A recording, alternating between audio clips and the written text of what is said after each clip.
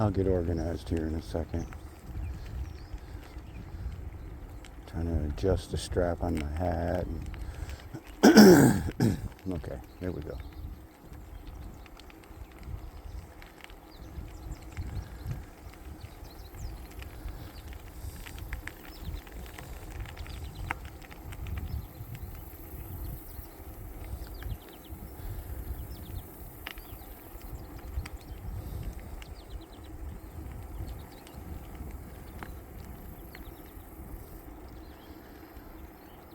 Well, tonight's ride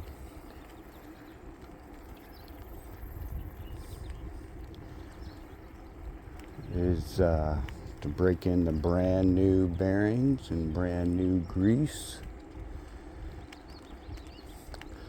Actually, there's quite a bit that's brand new on this bike lately.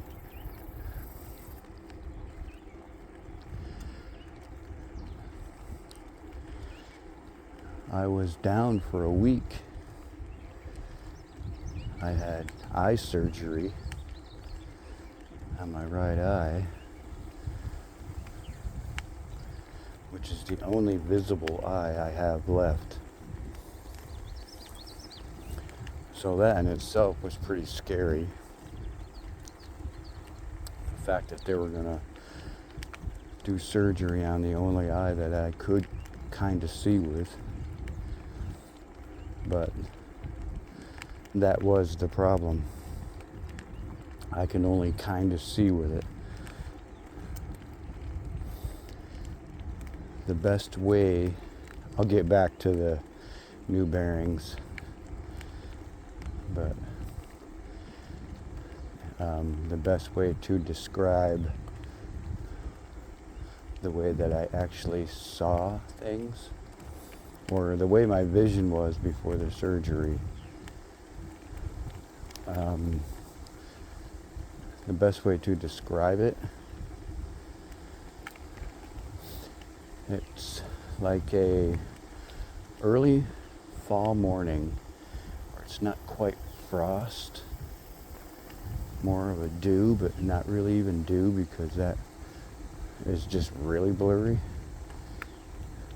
But you can still see, you can make out objects,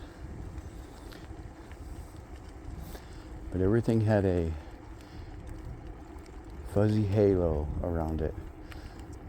Everything you looked at had a fuzzy white halo around it, and there was two of them. It was like split vision, and it was like looking through an undefrosted windshield. That was my vision every day for the last 2 years. Getting worse over the last 2 years until now.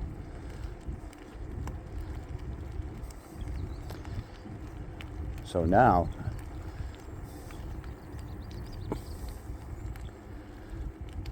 it's like you drove that car that you could barely see through. You can drive it because you recognized where you were going. But if you were to drive, say, into a shadow, you would lose all recognition of everything. Or if you drove in, suddenly the sun was shining right into that windshield, all visibility is gone. That was me every day. I absolutely had to make sure I had sunglasses with me in order to drive a vehicle that I probably shouldn't have been driving anyway. But legally I could, and sometimes I had to.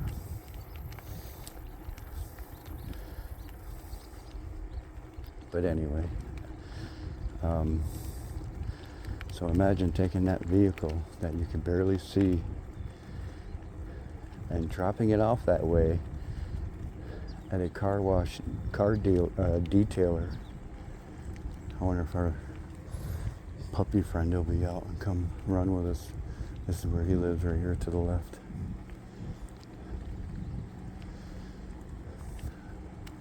So anyway, imagine that's your view in that windshield. and you dropped it off at a car wash detail shop, and you got back in it, crystal clear vision. That's just about what I got now. I can actually see things. And I know, I may not sound like, holy crap, I can see, you guys won't believe it. This is insane. That is what's going on in my head. But, I'm 60 years old. I'm only going to show so much of that cartwheel glee. And it's been a week. I've had a week to get over the, wow, that's amazing. Holy crap, look at that. Every day my vision's been getting better and better and better.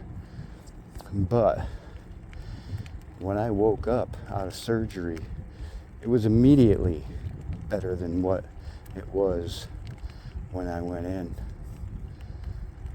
I told a friend of mine that, for 45 days, when they told me the news that I had to have surgery, the last 45 days have been very high anxiety, very stressful for me, because I could, anything can happen. I could very easily go blind because of the surgery. They even told me that, be prepared, la da da da da. And I actually was preparing my life to be totally blind. Figuring out, am I going to live in a nursing home? What am I going to do? But anyway, getting off subject here. So there is a little bit of the cartwheel glee going on in my head. Even though I may not sound like I'm all excited about it, but I really am. It's such a difference. The vividness and the colors and the separation of detail now. It's just unbelievable. The only difference, oddly enough, before I went in for the surgery, I could look at my phone without my reading glasses, because I used to wear reading glasses, and then my glaucoma just kept getting worse and worse. But oddly enough, I could see close up better and better. But since my surgery, I now have almost perfect vision everywhere, but within the first 2.5, 3 feet of my eye. So when I look at my phone, I gotta hold it out, like a typical old person. Oh, I can't see it, I gotta hold it way out here. So now I'm back to having to use reading glasses when I'm editing or whatever. But I don't care. I really don't care. Because now I don't have to ride right up to a street sign to be able to read it. I can read it 40 yards away like most people. Yeah, my eyesight was really bad. I mean, I could go on and on and on forever, the things that people take for granted. And until your eyesight gets that bad and you're lucky enough to be able to spend $5,000 for a new lens and get your sight back, you don't know the difference. Right now I am riding with ski goggles on. That's how protective I am of this eye right now. I don't have to. They didn't recommend it. But,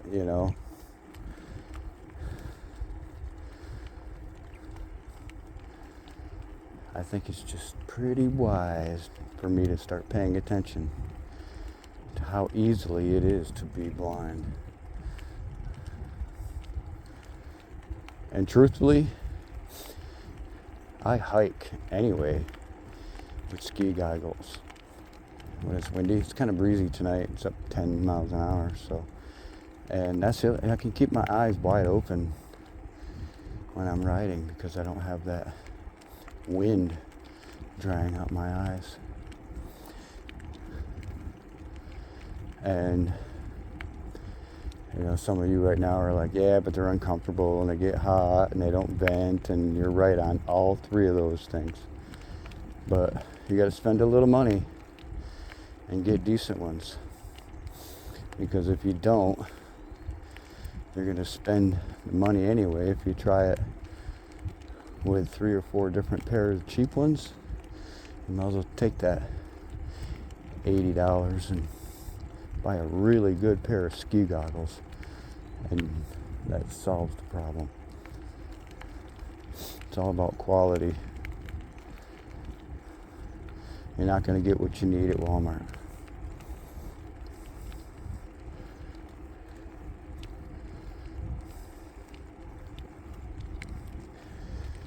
So, because of the surgery, I had to lay low. I couldn't do anything for a week. I still can't do much, even after the week. There's medications and different scheduling and all kinds of things I got to take in my eyes. And, for the first 3 days, it was really bad. I mean, I couldn't really do anything else but those, just because of the scheduling on them. I had to do 5 different drops plus pills 3 times a day, for 3 days. So I actually had to write them all down and make little check boxes to make sure I got them all in a day. So that was like, holy crap. I didn't leave a lot of time to do anything. But once that particular part of the schedule, the actual healing part, was over, and I got to check up, and they're like, yeah, you're healing fine. And now just do these from now on, which is what I'm doing now. Still got to do them 3 times a day, but at least I'm down to 4. Yeah, 4 different ones now. And they're just eye drops, no medication anymore. So, anyway, during that time, to avoid me doing anything, I couldn't lift any more than 15 pounds. Now, 15 pounds is, not much. A pretty good sized pot, kitchen pot full of water. So you really can't do a whole lot with a 15-pound restriction. So riding was out. I couldn't bend over. I couldn't do anything. They basically just said, sit still. And I did. Today is Friday. It's been exactly 7 days. This is the first time I've been on the bike.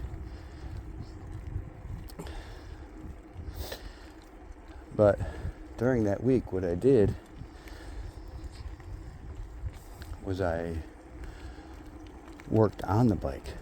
I took my front and rear hubs apart, completely apart, right down to every little ball bearing. Threw away all the ball bearings, replaced them all after cleaning every speck of grease out of my hubs and everything involved with the hubs and the axles and the skewers. Everything was spotless. I had all the time in the world, so I took all the time in the world to change all the bearings and all the grease in both hubs, which is, anybody's done it, that's 110 bearings, front and back.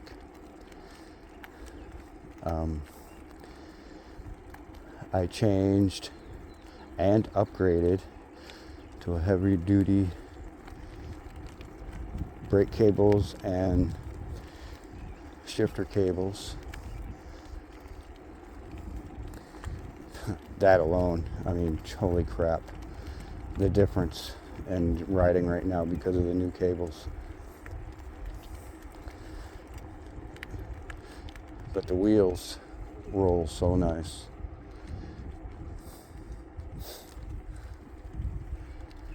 I had to figure out a way to keep me busy, because you can't keep me locked up in a room for 7 days and tell me not to do anything. That doesn't work for me. So I had to figure out something. So I watched a little bit of YouTube and picked up a bunch of different YouTubers that are into the same thing I'm into. I'm into a lot of outdoor stuff, a lot of different outdoor stuff. And it's rare to find people that are into all the things that I'm into and do all the things that I do. Because I don't do just mountain biking. I'm doing it right now because when I was hiking, every time I would hike, I'd come home with ticks on me. Sometimes a dozen of them. And they weren't getting any better. So I took a break from that for a while just to stay outdoors. But I don't need creep along gear. So I picked up the mountain bike, and I'm glad I did. Oh, kind of getting swervy here. I'm looking all over the place. I'm glad I did because it needed a lot of love. That's what it needed. There's some turkeys crossing the road way up there, and I know you can't see them. They're almost to the top of this little hill here. But yeah, this thing, it was brand new in 2009, and I bought it brand new right off the shelf because I noticed right away that the frame was set up for super good upgrades. Even back then, it was already set up for disc brakes. It was already set up for better shocks in the front end. Everything. And I like aluminum frames, so I picked it up right around $400. But little by little, I've been upgrading parts, like the handlebars. They're not stock. I can't remember who makes them, but I put a Truvative stubby headstock on it. There's some normal mountain bikes I'll do about here, and the bars are much higher. Going all over the place here. But anyway, I changed those almost immediately. I really didn't like the feel of the stock bars that came on it. I put on the palm grips and the bar ends. I've gone through, I don't know, 3 or 4 different type of bar end mirrors. The newest, latest style is on the bike now. You gotta have something here. You can see we don't have much of a shoulder on most of the roads here. It's always like this or worse. So, it's nice to know when the cars are coming.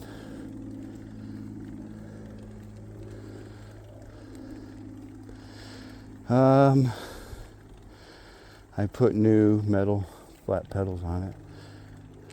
Never a good idea to keep the plastic toy pedals that come on them, if they come with any at all. Actually, now that I've said that, that was exactly the problem. Or not the problem, but the situation. It didn't have pedals on it to start with. Most don't when you buy them.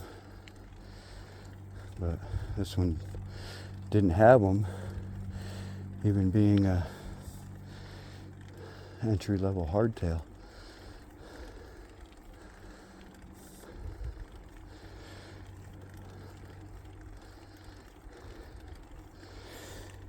Oh, let's see.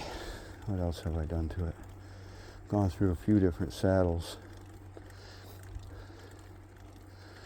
And not because I didn't like the stock one. I actually did like that one.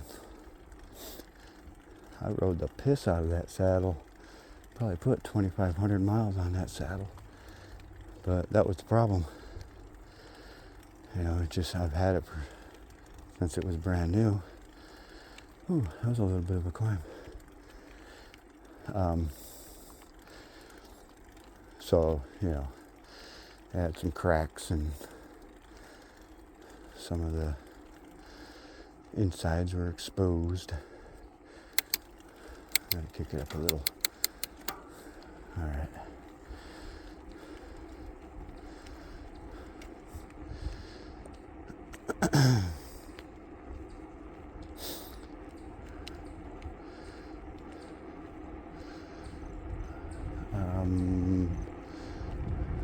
Yeah, I upgraded the seat post, put a longer one in, because the one that was in it was just a little too short, even though it's a medium frame bike. For me to get the seat up as high as I wanted, really didn't leave enough in the seat post, or in the seat post sleeve. So I got a longer seat post.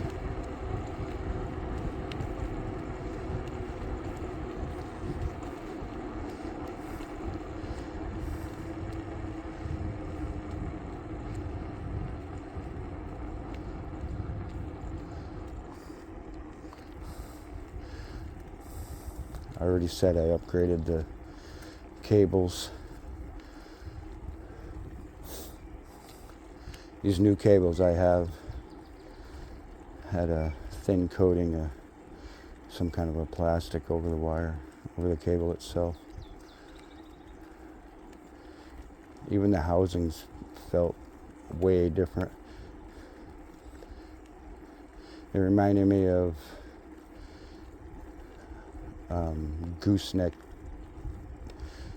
tabletop lamps. You know, you can bend them and bend the lamp anywhere you want it. Kind of reminds me of that. They're more of a stiffer wrap, metal wrap inside, where the other ones feel more like a spring, where you get the real flexy.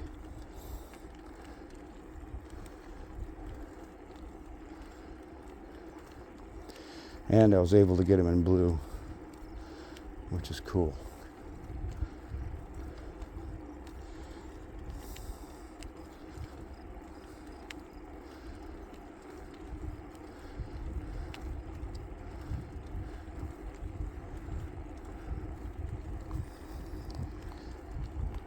So a lot of new changes for the year. I'm excited actually to get further out and about and do some real riding, get on some trails. My van blew a spark plug. That's why I haven't been out and about. Otherwise I'd be doing this in state parks and stuff like that. But I'm working on getting that fixed up. It's a typical Ford motor. If you know that Ford motor, you know what I'm talking about. They're well known for blowing a spark plug out of that motor. And of course it has to happen to me, you know. And a van that's fully loaded with all my camping and hunting and outdoor gear. I mean, fully loaded. So now all that gear is in my apartment, making trails to the bedroom and to my desk and to the kitchen until I get the van fixed so I can put it all back.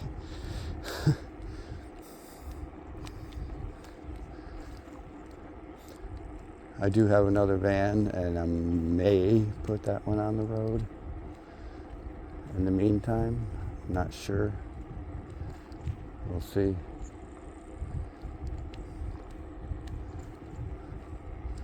That's got other issues. Although it's a Chevy, and I do like it.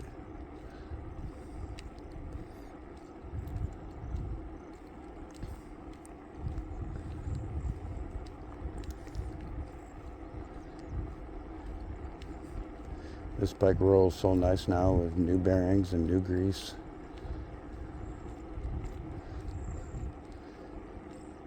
If you're a bike mechanic, you'll know what I'm talking about here. The cone nuts that keep the bearings in place, they get hot, and the bearings, of course, are harder metal than those, so they'll roll up and fold the metal and the groove that the bearings ride in on those bearing securing nuts. So what I did is I took a round file and very lightly let the file do the work. Slowly went around every place, every channel that there's a bearing that's going to ride. I went around, and here comes a car. I went around and hand filed all the little burrs from the metal rolling under the bearings.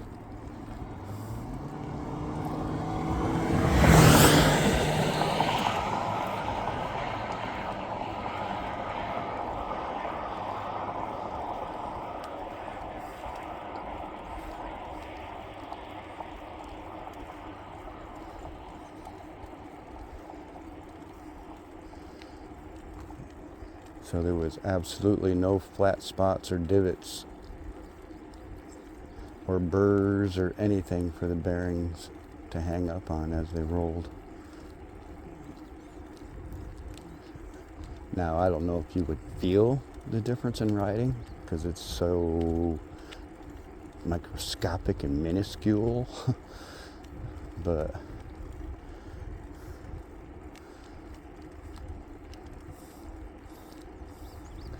just having the new bearings and new grease alone makes such a difference, especially coasting. You can feel it.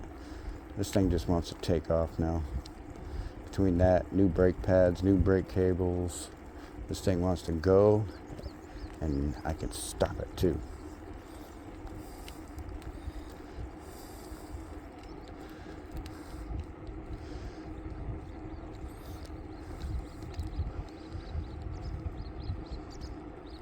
But now that I've done the wheels,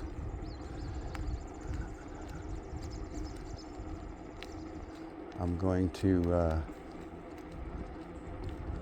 I don't know, my next major upgrade is going to be the crankset. The one I have is good. It's got sealed bearings. And it's a pretty decent one. But I want just a 2x. This is a 3x, and I never use the outer disc, the outer sprocket. Literally, never use it. I use it more of a rock guard than anything.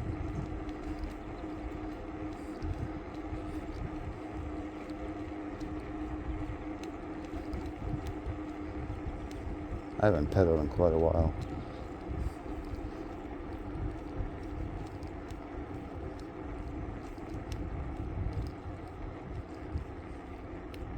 I almost wanted to go single speed up front, but I want to keep my 7 in the back. And with 7 in the back, 2 is not bad for the chain. It's not that far of a reach for the chain. You know, you start getting up into 10, 12 and bigger, and it's quite a spread from front outer sprocket to the rear inner sprocket. It's quite a bend, but I want to stay with 7, maybe 8. and have 2 up front. That's all I use now. I only use the 2 up front.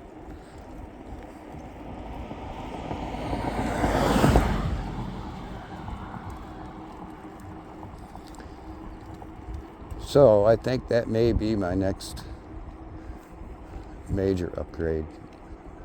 I'd like to say forks would be the next one, but I really want to spend some money on those. I don't want to half-ass that.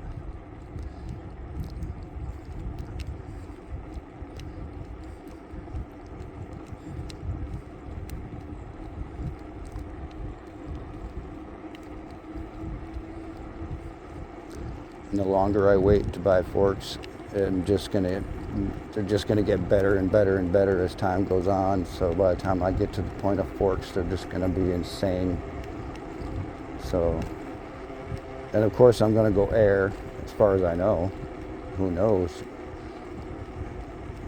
Maybe by the time I get forks, there'll be something totally different everybody's into, or the new thing. Better bring her up a little.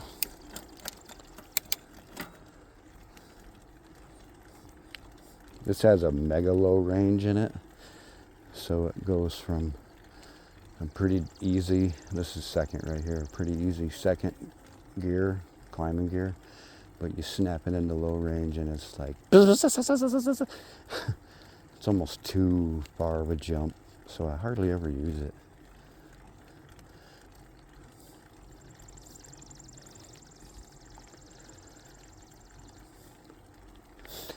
But what I'm thinking is keep that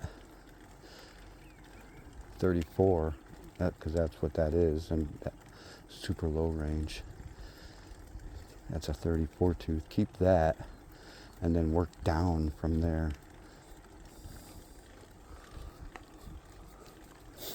To like maybe an 11. That'll give me a good range with 2 up front. I don't know what sprockets I went up front yet. I'll probably match what I have. It's got a pretty good crank to it.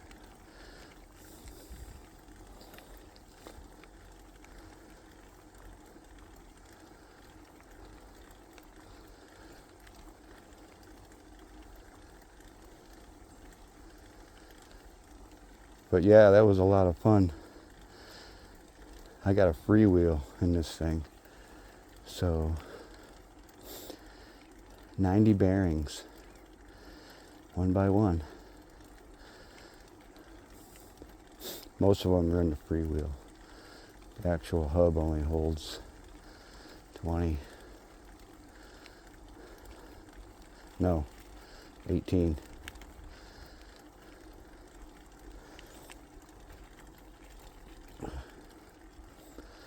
9 on each side. But the freewheel takes 3/16 ball bearings and a whole bunch of them.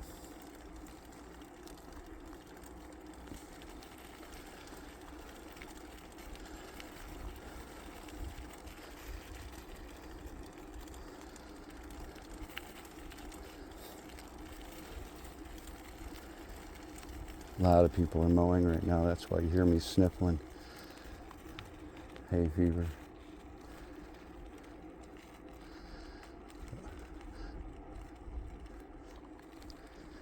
We're heading right down here to this sign to the left. It's our local, this town's local rifle range.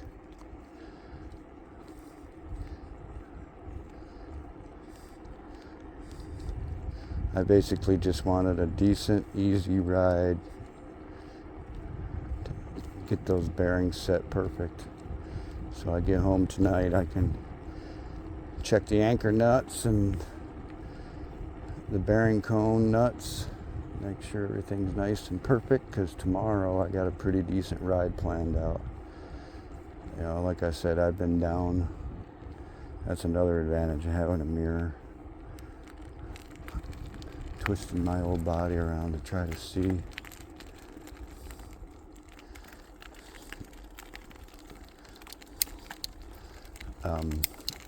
Anyway, I got a pretty decent ride planned out for tomorrow.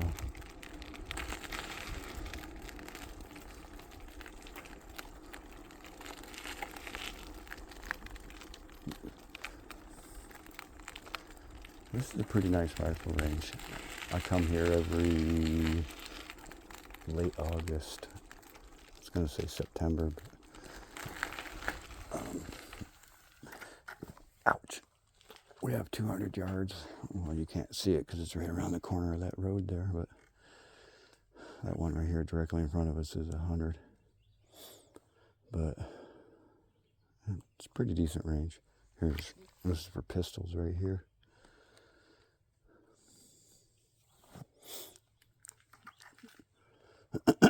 I brought my air rifle out here.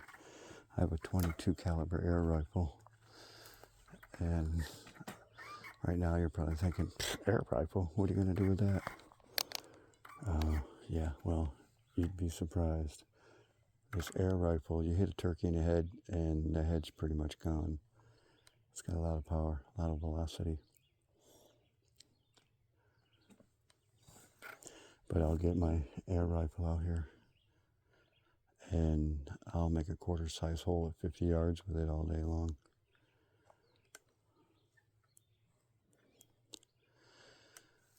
Anyway, let's oh jeez.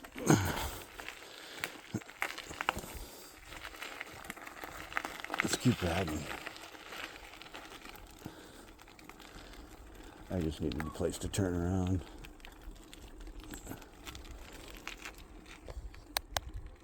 Get you guys back up here where you belong. The sun's still a little high yet. Yeah, I got a little bit of tweaking to do when I get home on the bike. You know, you take things that far apart and clean them and rebuild them. Of course, they're not going to go back together the way they did.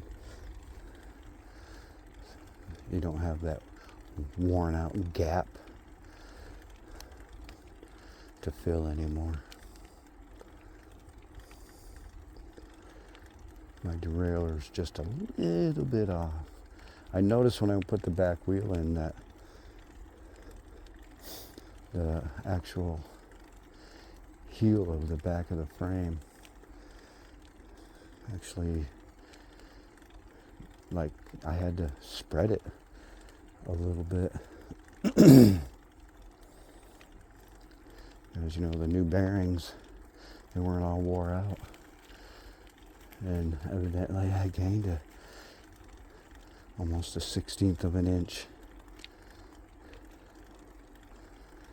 between two sides of the bearings.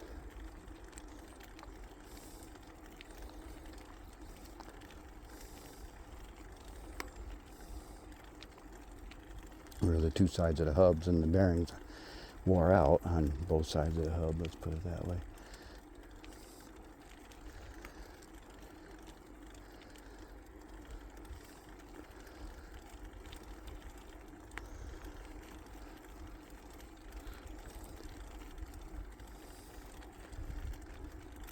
We'll take a casual ride tonight.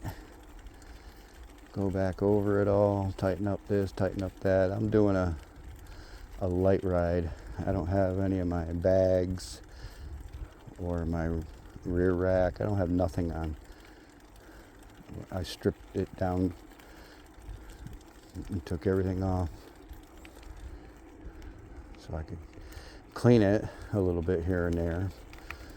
But mostly it's just easier to work on when you don't have all that junk in the way.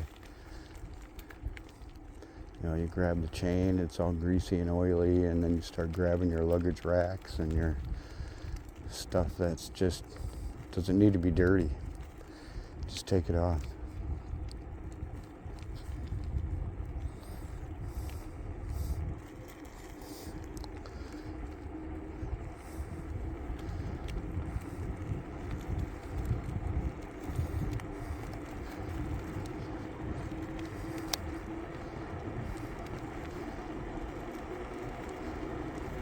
so much smoother right now.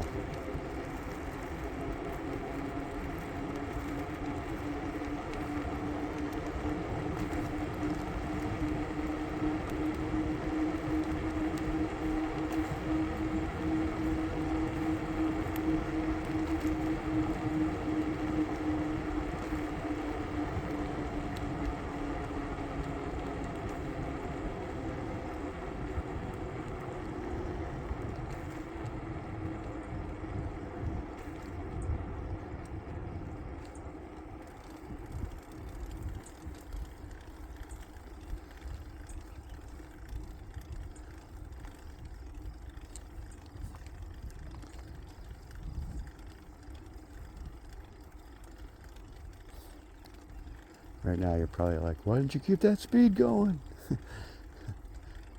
I'm never in a hurry, man.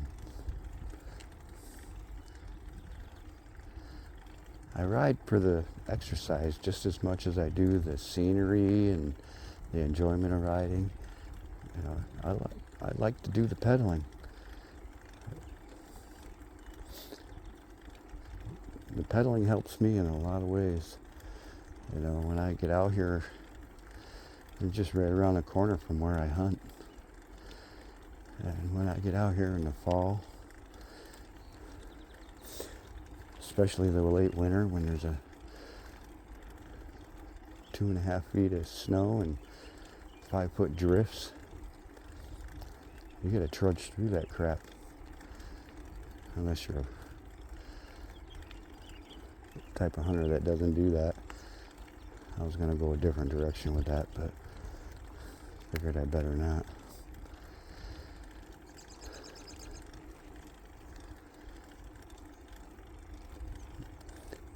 Biking strengthens muscles that you don't use. Same with swimming. Swimming strengthens muscles that you just don't use all the time, especially breaststroke.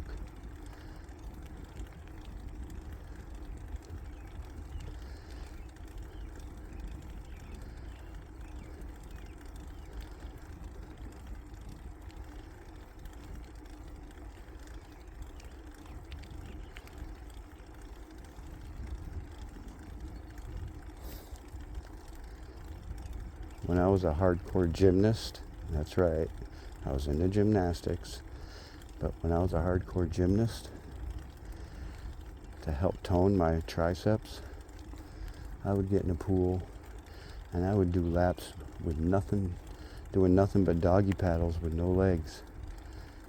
Just paddling with my arms, doing doggy paddles, just to tone the shit out of my triceps. Because your triceps are used a lot in gymnastics. Look at those guys on the Olympics. Look at their triceps.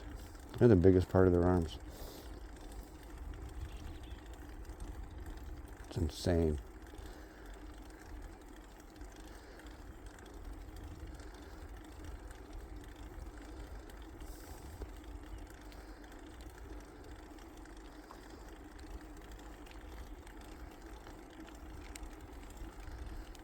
Really calm out.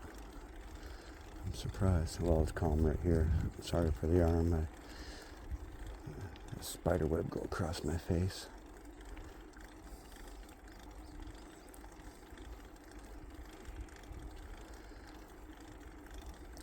Feels good to get out though.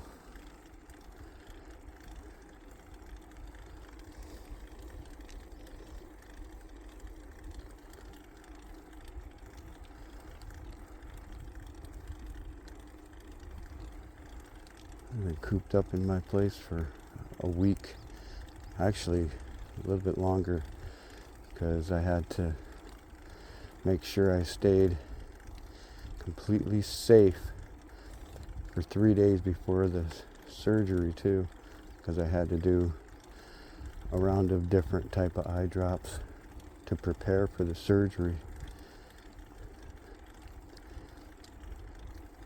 So that's really when the funky schedule started for eye drops. Do these two in the morning. Yeah, just crazy. I'm glad that part's over.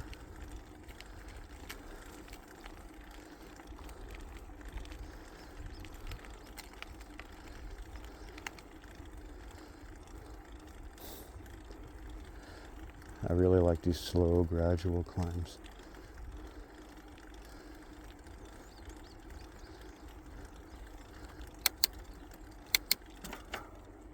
Let's go up one more. Give it a little bit more of a workout.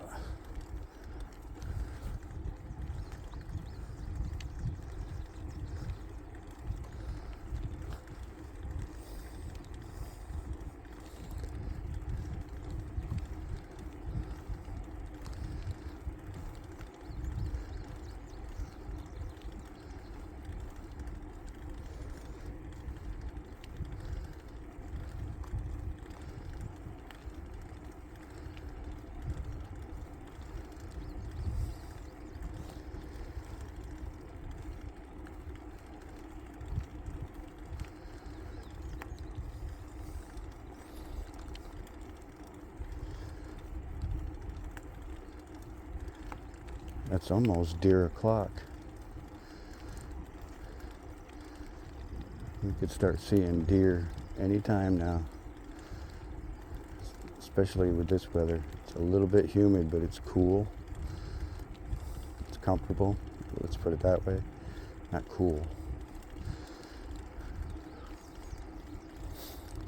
But there's really no wind. And that usually gets them up out of the woods, because they don't like the deer flies and the bugs either. And they usually end up out in the middle of these fields early. You can see that flag is not moving at all. There goes a deer. You probably didn't see it, but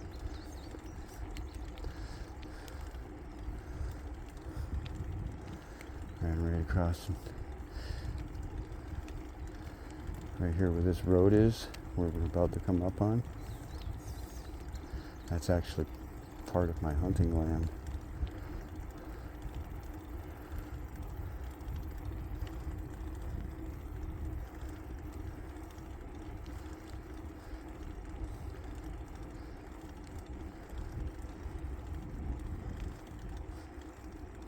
Oh, yeah, he's running right up that road. Here, let's do this. Oops, wrong way. Let's sneak up in there. This is one of my hunting spots.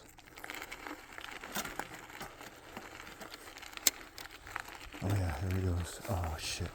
Ain't no way you were gonna see it.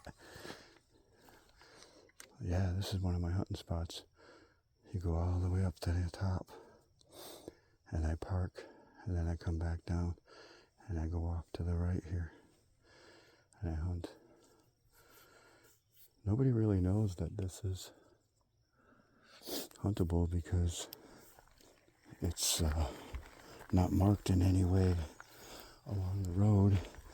As you can see, it used to be, but the neighbors decided that they were going to take that down.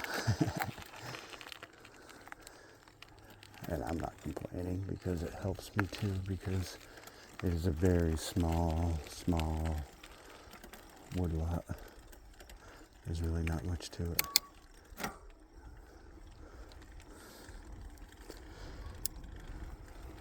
Okay. I'll continue on.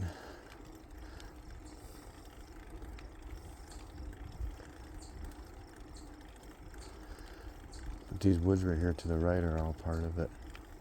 You can hunt that woods right there.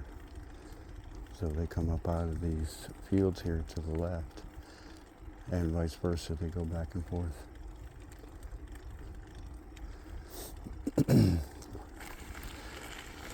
Truthfully, they usually go the other direction.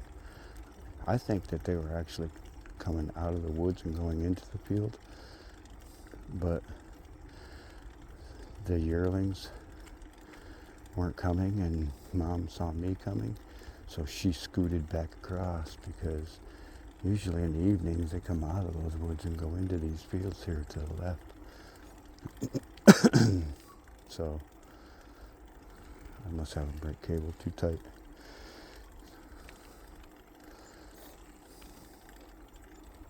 But anyway, yeah.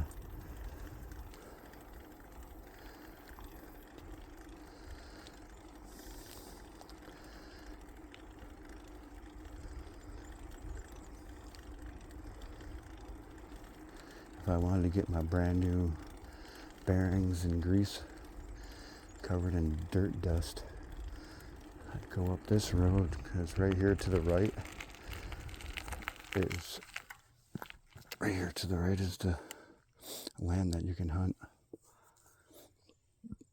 But this road goes, you could park anywhere alongside the right of it, but yeah, not a lot of people know that land is there. And I think that the neighbors want it that way.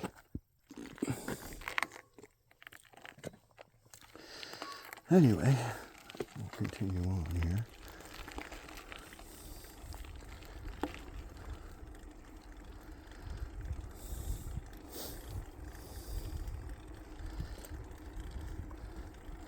We get closer to fall, and we'll start going places where we'll see more wildlife, because that's what I do anyway. I scout before I get out there and start bow hunting. I get out in the woods and I do a little scouting, just to make sure the trees are still dropping their acorns and, that kind of thing. I scout to look for animals too, but not so much that. I look for sign that they're there, and sign that they're going to be back there. Because sometimes you see sign, but the sign is so old and you haven't seen anything that looks like it's been recent enough to come back, then you just don't. You might check it again later, because, deer sign is deer sign. But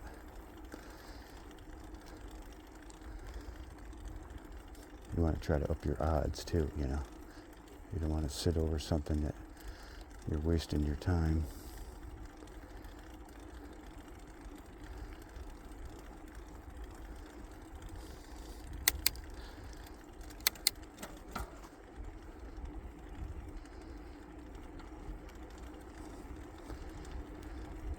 Here in Minnesota, we get frost heaves.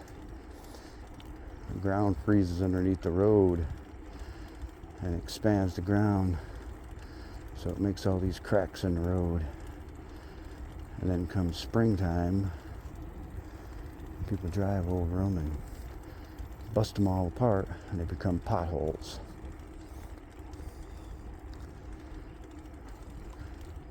And it happens so quickly that there's no way that it can be kept up with.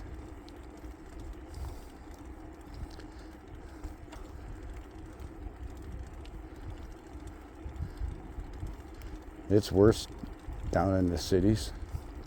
It's really bad there. At least out here in the country, you can see the potholes coming and avoid them. Down there in the cities, it's not like you can swerve into the other lane.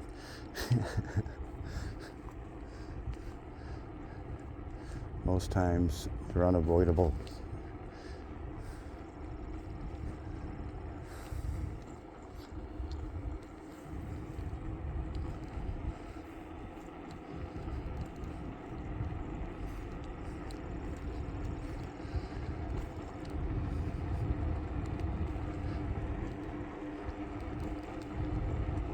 About 9 miles so far. Pretty nice ride.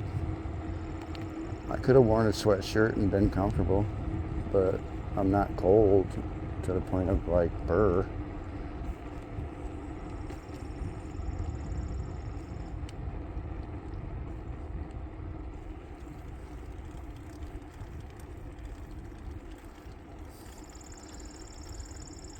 Whoa. I was looking off in the field over there. Oh, little bunny hop that one. That thing was 4 inches high. I was looking off in the field over there to the left. I thought I saw a deer standing there. But just the way the sun was hitting a cut piece of wood or a cut log, looked perfect. So I gotta loosen my brake cable just a tad. I got a little squeak. Either that or center the calipers a little better. Or both. I don't know. Take a better look at it. I do have brand new pads. So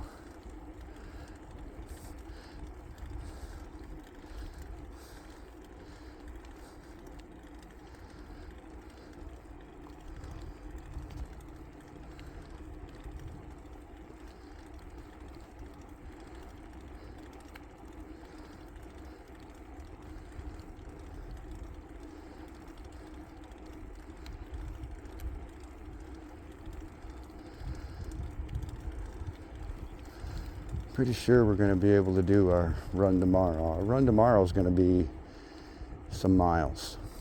It's going to be quite a day. I've been getting ready for it. You know, when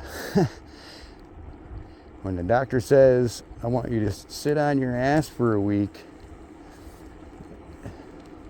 and if you can close your eyes all week, that'd be nice. You got to listen to them. You know, so I literally stayed in my apartment, went outside to empty the trash. I walked around once or twice in the yard, and that was it. I did exactly what he said.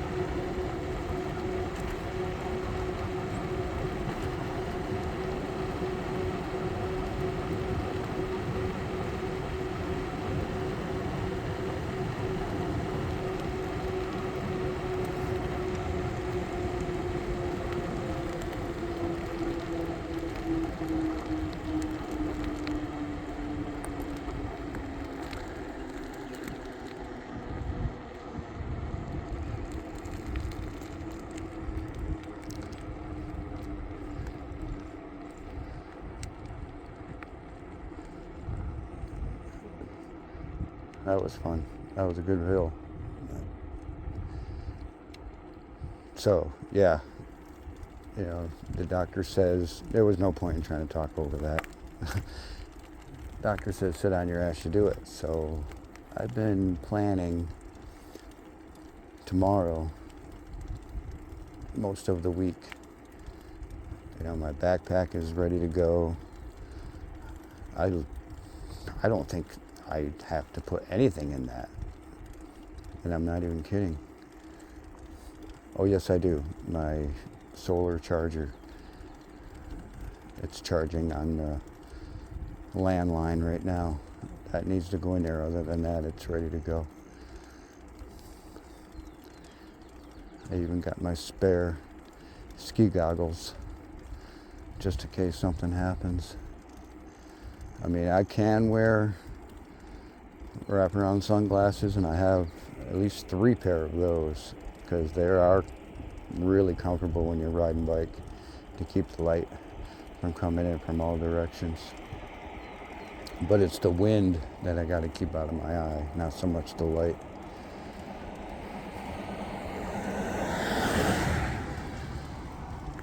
And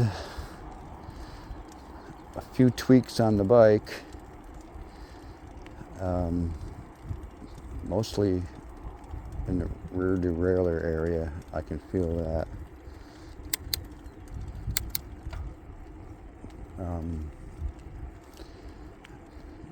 Front brake, I need to split the V a little better. Maybe check my air pressure on the tires. We're ready to go. I even got my water bottles all set up. They've been in the refrigerator since 3 o'clock this afternoon with Celsia powder stick mix in them. So they're ready to go.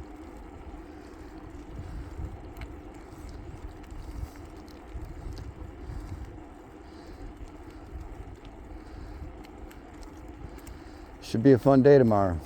I'm looking forward to it. It's going to be a little bit breezy, and we're going to start by going right into it. The temperature wise can be no different than today, and today was just gorgeous. And so what you're seeing now is pretty much what we're going to be dealing with. You know, low to mid 70s, breezy. So we'll be able to start off with, you know, a sweatshirt. Because this is about, 8 to 9 mile an hour is my constant steady. That's where I prefer to keep my range anyway. I don't mind 10 to 12 sometimes, but not fighting the wind. Of course, with the wind, I don't know. I'll just go with the flow.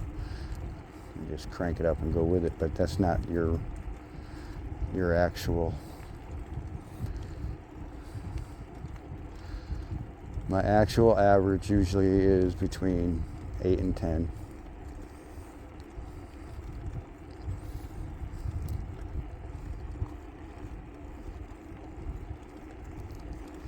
I mean, this is a mountain bike. It's not a road bike, so can't expect 2-inch tires to do the same as a 3/4 inch tire.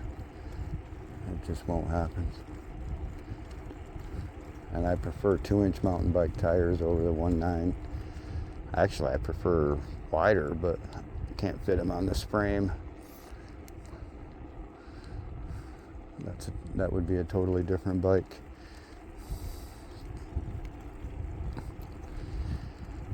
This bike, when I'm done with it, when I'm done building it, it's going to be great for gravel. If you're into, gravel training. It wouldn't be great for gravel racing because it has wide bars on it.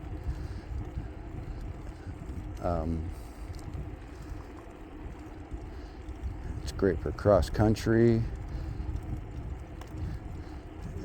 It'd be good for green and blue single track downhill.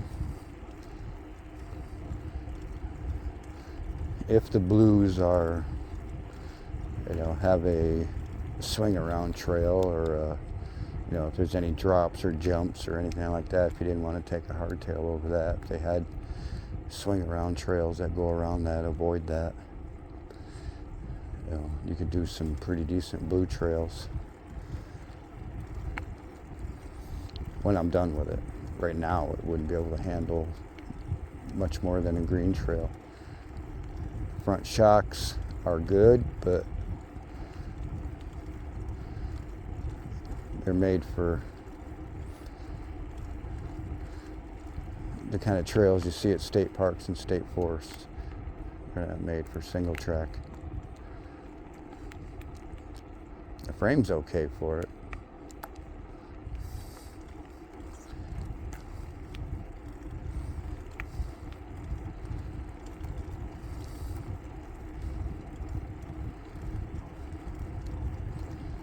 But I want something you can take from the beach to the mountains. All in a matter of just changing the rubber part of the wheels and shifting gears. I have 3 sets of tires for it now, for different conditions. If I know I'm going to do mostly roads, like some of the state parks around here have, like almost 10 miles.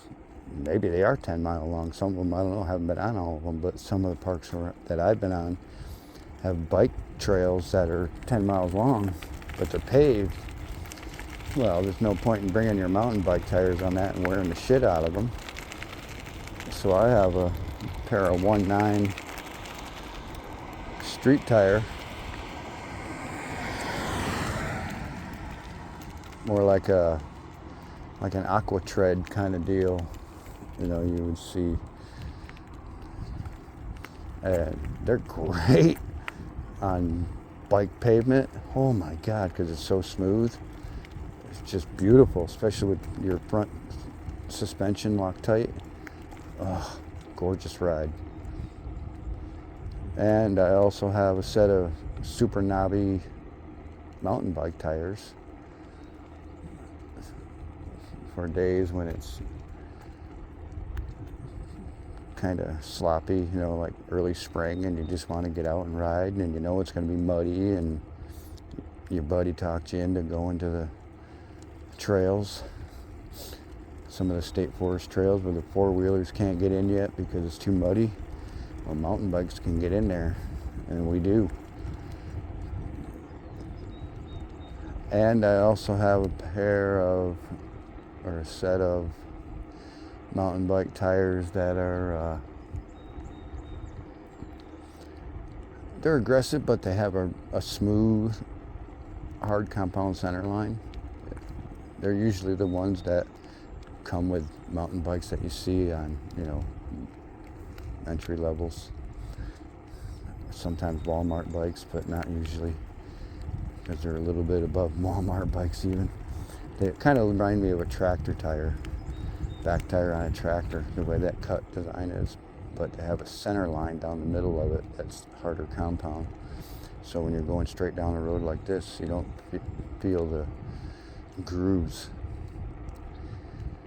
And they're pretty good. They're wore out though.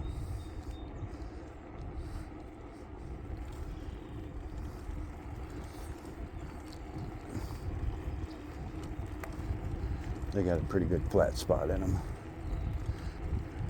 Those actually what came on this bike stock.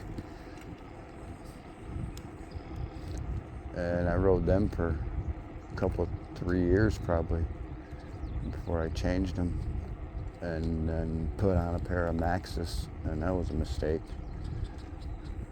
You know, I bought those because of the name, and they were great tires. Holy shit, were they great tires. The problem is they didn't last long because I didn't know jack crap about compounds and, you know, what they were actually made for. I know, it was all eye candy. I got online and I saw those, and of course I can't remember what they were called now, but and they didn't have a center line, but they had a tight enough pattern where I didn't think it would be much of a problem going down the road. And they were okay, except that they were really super soft. They're almost like a Trials motorcycle tire. That's what it reminded me of. So I got about a month out of those before I got a flat spot on them. And they were expensive for that to happen. So lesson learned there. Then I decided I better start learning about tires and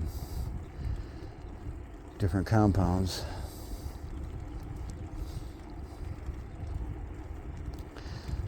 But these tires I have on now, believe it or not, they're called Gravel Grabbers, and they're made by Bell. These are probably the best all-around tire that I put on this bike since I've owned it. They got a big lug. You know, they're not little tiny 1/4 inch or 1/2 inch lugs. These are big. These are 5/8, 3/4 inch lugs, and the gap is relatively tight between them. So when you're going down a road, of course you hear them, but you don't feel them because the gap between the lugs is really small. But you get out on the gravel and they work really good, really good. And they also work really good in sand, as good as any tire for sand can, because sand is sand. I don't care what you got. You're going to get blown sideways here and there, no matter what. But like these over here, these are awesome. I mean, I can whip the wheel back and forth and they just grab. But they're also a harder compound in the center line.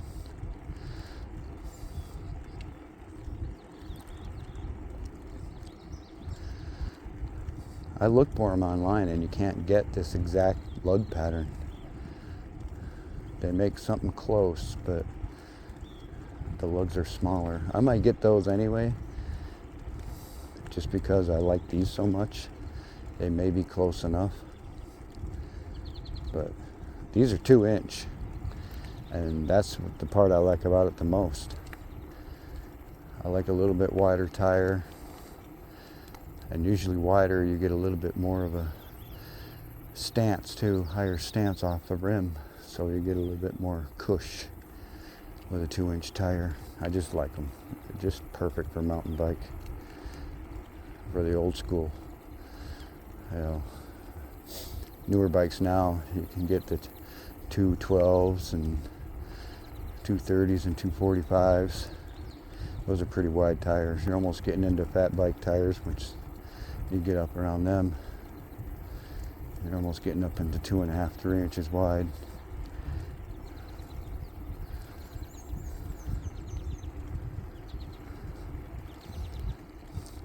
It's awesome how the sport has progressed. You know, I've seen a lot of things start from new in my lifetime, but mountain bikes to me have been the ultimate start from new for me. You know, I've been around bikes all my life. My dad had a bike shop, and I learned how to grease and redo bearings and old clusters with the Bendix brakes that you turn the pedals backwards and that's your back brake. But it was also a 3-speed. You know, I learned how to take those apart, clean them, re-grease them, and put the bearings, new bearings in them. You know, 7, 8, 9 years old, in my dad's shop. And this is when bikes weren't even really bikes, you know. Bikes were still the 2 triangles with wheels in the corners. You know, it's very basic tubing, and you know, we had higher end bikes, don't get me wrong, you know, because there was Olympic style bikes and stuff like that, but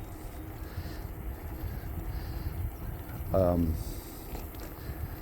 $250 bike back then is, you know, $3,000 now. So that's why you didn't see much of them. My dad had a bike shop, like I said, but he didn't sell bikes. He just a repair shop. He had a few bikes, you know, sometimes up to a dozen, but they were mostly bikes that, you know, we either found or someone brought to us because we owned a bike shop, or he got a good deal on and he knew he could put a few parts on and make a couple dollars, and you know, but we had a lot of bikes in the yard. So all my friends, of course, when they came over, we always had bikes to ride. So, and I learned a lot about bikes because we just had so many in the yard to tinker with.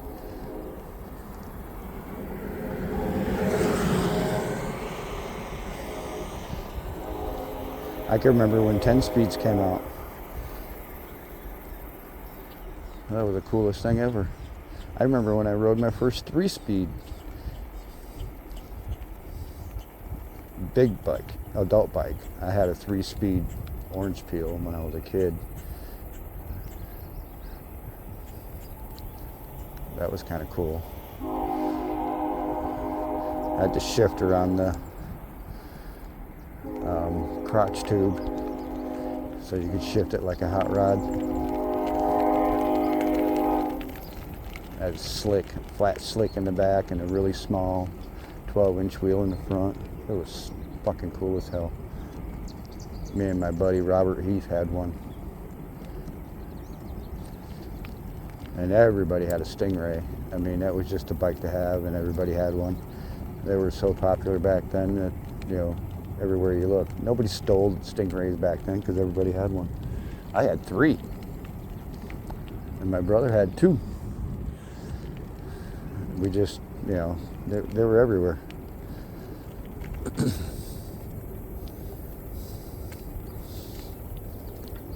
They were the coolest design.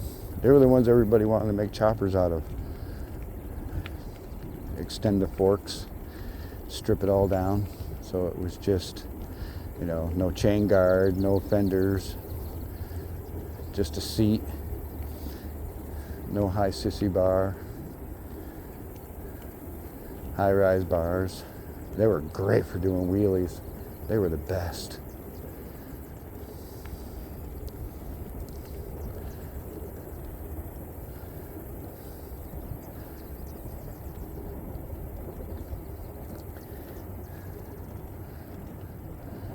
But I never really got the appreciation. I mean, I did have an appreciation for bikes as a kid, of course, because, you know, I worked with the guts of them. I understood how they operated, and, you know, when you pull a bike apart completely and rebuild it with new grease and bearings, and, you know, you're pretty proud of that when you ride it down the street and everything is just clicking just the way it's supposed to, and everything works right, and yeah, it gives you a really good sense of confidence, you know. But it just made me want to get better and better at it. So like I said, you know, my dad, he was always pawning off the hub work on me. Wheels and hubs, that was my thing. Somebody wanted new wheels put on their bike, that was my thing, because I was really good at it, really fast. My brother, he wasn't so much into the bike shop. Really wasn't his thing. He was more into sit-down activities. You know, before the Atari came out, it was G.I. Joe kind of shit. You know, toy soldiers. You know, him and his buddies would play war, that kind of shit. It wasn't like he was all like in the bathtub with his G.I. Joe. That's not what I mean. You know, they would actually do landscapes and shit like that in the backyard, and, you know, throw rocks as bombs. It was pretty fucking cool. But that was not my thing until they started getting doing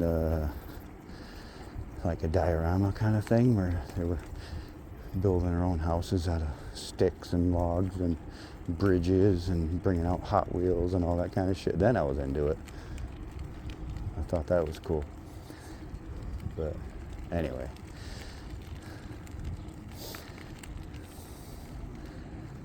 the things we did as kids without the internet, pretty crazy. This road is closed right here because, here, hold on, let me throttle this down a little bit before, so we can cross the street and I can still talk. Because this gas station right here is going to get ripped down, torn down.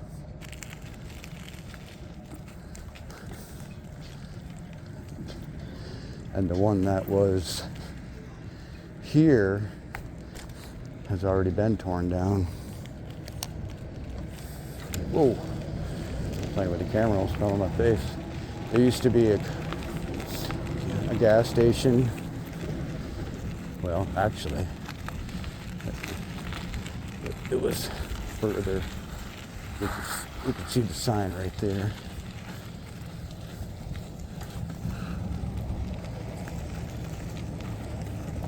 starting to get over here where I can get a little more stable. There's people driving through here and they're not supposed to be. But anyway, where that wall is right there, ouch! That used to be above ground tanks, and the gas station used to be kind of where that one is, but more toward me, another 30, 40 feet. And there used to be a car wash right there.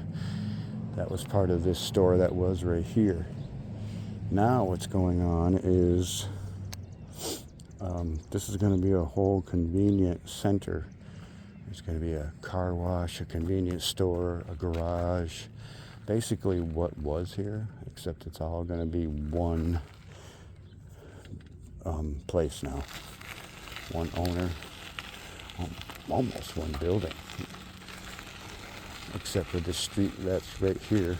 They tore these roads up 2 days ago. So they're really going to town on it. They're going to have no choice, because right now that gas station that we just drove through is the only gas station left in this town. So once they tear that one down, we actually got to leave this town and go about 7.5, 8 miles away just to get fuel now. That's the closest anyway. And ironically, the place that you have to go now to get fuel, the people that own that gas station are building this one.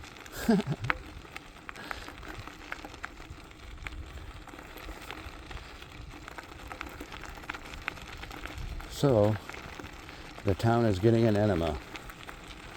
We're even getting a new road. This used to be the old highway back in the day.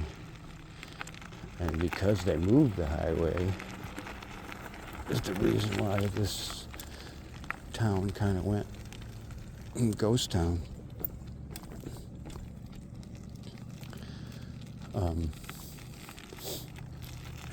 You take the main flow of traffic away,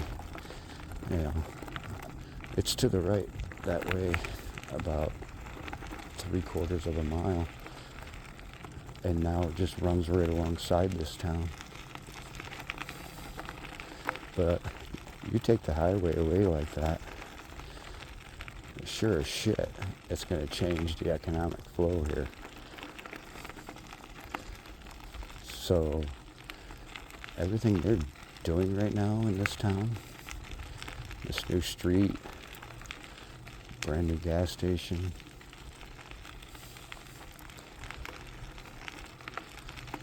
I mean, I don't pay any type of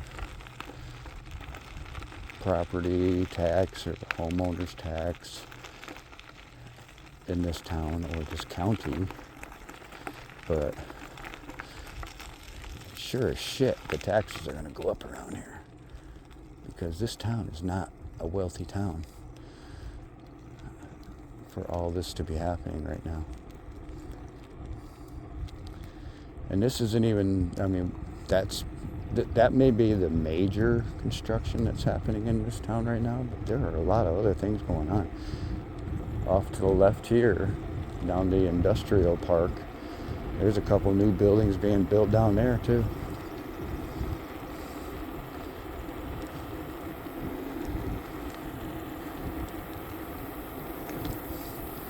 People live in this town, but there isn't much work. You got to leave this town to get a decent job. But you can buy a really decent house in this town for, $80,000, maybe even $50,000. Because that's the type of town it is. Yeah, we're going to get back just in time. It's starting to cool off. Just right. If we stayed out here any later, and we would have skeeters out by our butt. Well, we did. Well, it'll be about 13 miles once we get to the house. So that's a good warm up for the bearings. Like I said, I'll go over the bike again real good because tomorrow is going to be fun. It's going to be a 40 plus mile day. It should be pretty close to 40 if not. I mean, just going to the state park and back is 32 miles. And I plan on going past it and coming in a different direction.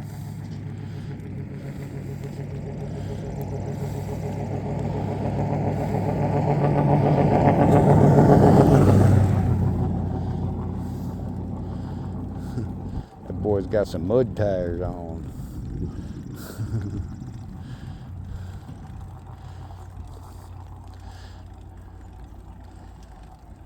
All right. Anyway, this is where we sign out. I don't live much further.